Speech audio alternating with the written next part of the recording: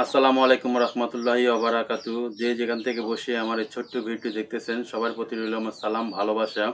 আজকের আমার আলোচনা বিষয় হচ্ছে কি হস্তবেদন করলে কি কি ক্ষতি হয় এবং এই হস্তবেদন হাত থেকে আপনি কিভাবে নিজেকে রক্ষা পাবেন সেই বিষয়টি নিয়ে আলোচনা করব।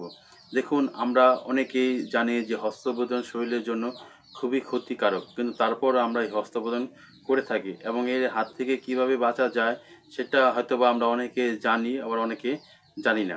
তবে আগে আমাদের এটা জানতে হবে হস্তবেদন করলে শরীরে কি কি পরিমাণ ক্ষতি হয় সেই সম্বন্ধে আগে একটু ধারণা থাকা দরকার। তাহলে হয়তোবা অনেকে হস্তবেদন করা থেকে দূরে থাকবেন। তাহলে চলুন জেনে নেই এই হস্তবেদন করলে আপনার শরীরে কি কি ক্ষতি হতে পারে। সর্বপ্রথম, হস্তবেদন যদি করে থাকেন নিয়মিতভাবে, যারা নিয়মিতভাবে হস্তবেদন করেন অর্থাৎ সপ্তাহে 3 দিন 4 দিন এবং কি 7 দিনে 7 দিনই হস্তবেদন করে থাকেন, তো তাদের ক্ষেত্রে বলবো তাদের খুব মারাত্মক ক্ষতি হতে চলেছে। কারণ হস্তবেদন আপনার হার্টের জন্য খুব মারাত্মক একটি ক্ষতিদায়ক। আপনার ব্রেনটেরও সমস্যা হতে পারে, আপনার কিডনি লিভার এটাও সমস্যা হতে পারে। কারণ হস্তবেদন তো এটা আপনি ইচ্ছাকৃতভাবে করতেছেন, কিন্তু এটা আপনার এমনিতে হচ্ছে না, আপনি জোর করে এটাকে করাচ্ছেন। অর্থাৎ আপনি জোর করে আপনার শরীর থেকে শক্তিশালী বীর্য সেটাকে ইচ্ছাকৃতভাবে বের করে দিচ্ছেন। এটা আপনার শরীরের জন্য অনেকখানি ক্ষতিকারক। যারা বিবাহিত না, অবিবাহিত পুরুষ, তারা সাধারণত এই কাজটা বেশি করে থাকে, বিভিন্ন মাধ্যমেই করে থাকে, বা বন্ধুবান্ধব হোক, মোবাইলে পণ্য হোক, বা বিভিন্ন আসক্তির মাধ্যমে বা চিন্তাভাবনা বিভিন্ন মাধ্যমে কিন্তু তারা এই হস্তবেদন বা মাস্টারবেশনটা করে থাকে। তো এই হস্তবেদন করলে আপনার মন মানসিকতা কিন্তু খারাপ থাকে, আপনার শরীর দিন দিন শুকিয়ে যেতে পারে, খাবারের প্রতি অনীহা থাকতে পারে, মুখে রুচি থাকে না। তাছাড়া চোখের দৃষ্টি কম দেখে, আস্তে আস্তে চোখের পাওয়ার কমে যায়, মেজাজটা খিটখিটে থাকে, ঘুম ঠিক মতন হয় না।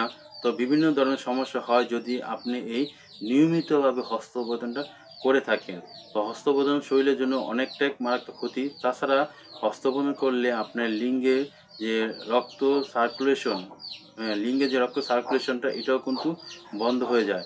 তাছাড়া লিঙ্গে যে টিস্যু আছে সেটাও কিন্তু ছিঁড়ে যায়, যা খালি চোখে দেখা যায় না। তাছাড়া যখন আপনি হাত দিয়ে এই হস্তবেদন করতে যান, হাতের চামড়া কিন্তু অনেক মোটা থাকে এবং লিঙ্গের চামড়া কিন্তু অনেক পাতলা থাকে। এই হস্তবেদন বা হ্যান্ডেল মারার কারণে আপনার লিঙ্গে যে টিস্যুগুলো থাকে এগুলো কিন্তু ছিঁড়ে যায় এবং ভবিষ্যতে আপনার লিঙ্গ আঁকাবাঁকা হয়, মোটা চিকন হয়, খাটো হয়ে যায়। আমি এই লিঙ্গ দিয়ে পরবর্তীতে সময়ে আপনি যে তৃপ্তি পাবেন না সহবাস করে। তো খুবই মারাত্মক ক্ষতি হয় কিন্তু এই হস্তবেদন করার কারণে। এখন জেনে নেব যে হস্তবেদন হাত থেকে কিভাবে নিজেকে রক্ষা করবেন।